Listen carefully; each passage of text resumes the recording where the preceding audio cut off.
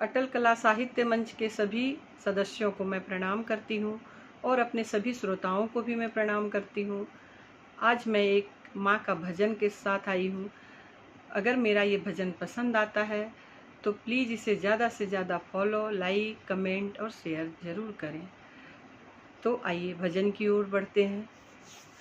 गंगा जी से माटिया मंगवले बानी देवा, घर लिपवले बानी देवा, घर लिपवले बानी हो।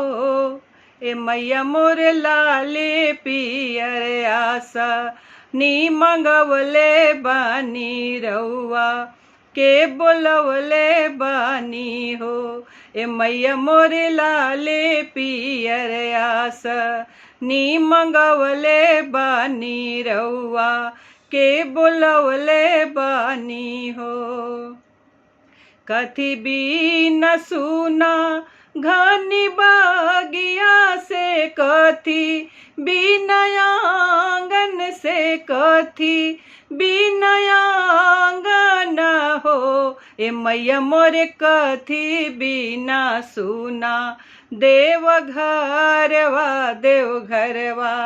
बड़ी भयावन लागे हो। ए मैया मोरे कथी बिना सुना देव घरवा बड़ा भयावन लागे हो। कोयल भी न सुना घनी बागिया से, बालक बिनयांगन से, बालक बिनयांगन हो। ए मैया मोरे रौरी बिना सुना देव घरवा बड़ी भयावन लागे हो। ए मैया मोरे रौरी बिना सुना देव घरवा बड़ी भयावन लागे हो। कोयल बसी गईली घनी बागिया से, बालक रोए आंगन से, बालक रोवे आंगन हो। ए मैया मोरे रौरी बसी गईली देव घरवा बड़ी सुहावन लागे हो।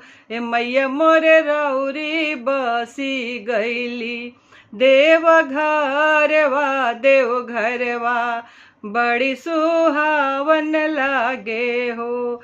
ए मैया मोरे रौरी बसी गईली देव घरवा बड़ी सुहावन लागे हो। धन्यवाद।